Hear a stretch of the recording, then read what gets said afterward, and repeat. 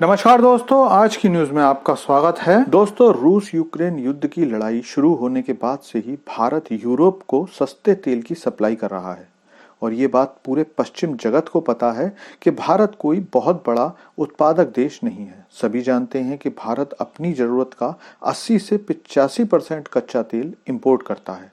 तो अगर यूरोप को भारत ने तेल सप्लाई किया है तो वो खुद का उत्पादित तेल तो है नहीं, बल्कि वो तेल रूस से सस्ती कीमत पर लिया गया कच्चा तेल है, जिसे भारत रिफाइंड करके इन पश्चिमी देशों को बेच रहा है। और यूरोप भी उस रूसी तेल को भारत के माध्यम से लगातार खरीद रहा है। लेकिन अब लगता है कि यूरोप भारत के तेल का प्यासा हो गया है। और मैं ये बात क्यों कह रहा हूं, तो दोस्तों इसकी बड़ी वजह है और जब मैं ये बात आपको बताऊंगा तो आप भी इसे स्वयं मान जाओगे। दोस्तों, फरवरी 2022 के बाद जब से यूरोप ने रूस से तेल खरीदना बंद किया, तब से यूरोप की स्थिति साफ छछूंदर जैसी हो गई है।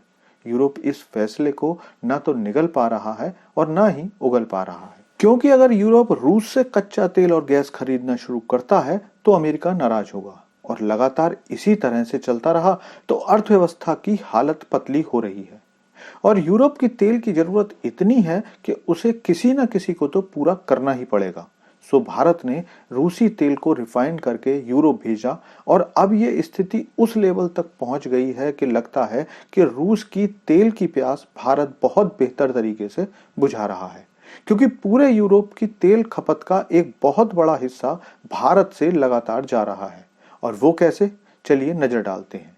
लेकिन आपसे रिक्वेस्ट है कि चैनल को सब्सक्राइब कर लीजिए, क्योंकि यहाँ आपको डिफेंस, फाइनेंस और फॉरेन पॉलिसी पर वीडियोस रोज मिलते हैं।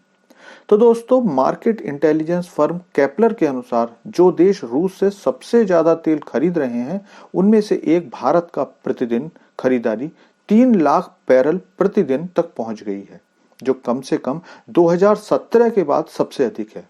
हालांकि ये पूरी तरह से कहना मुश्किल है कि यूरोप जितना भी तेल भेजा जा रहा है वो केवल रूस से खरीदारी करके ही बेचा जा रहा है। रूस से जितना भी तेल भारत मंगाया गया है उसका 60% अकेली एक कंपनी नायरा एनर्जी लिमिटेड ने आयात किया है।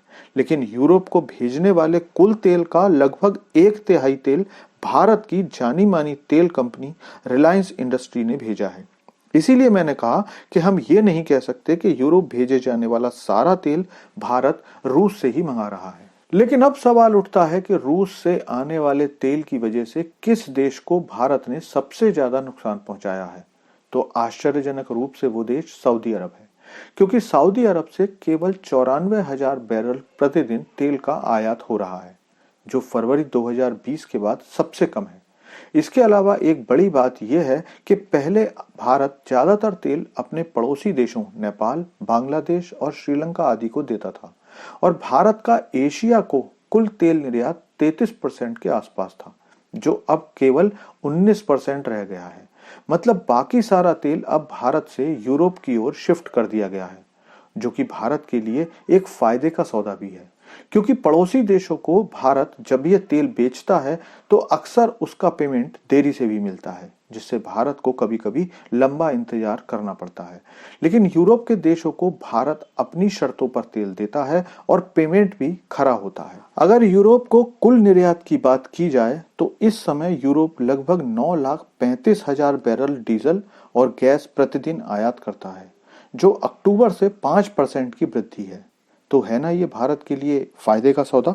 दोस्तों, थैंक्स फॉर वॉचिंग वीडियो। आपसे अनुरोध है कि चैनल को सब्सक्राइब कर लीजिए, क्योंकि यहाँ आपको डिफेंस, फॉरेन पॉलिसी और फाइनेंस से संबंधित वीडियोस रोज मिलते हैं।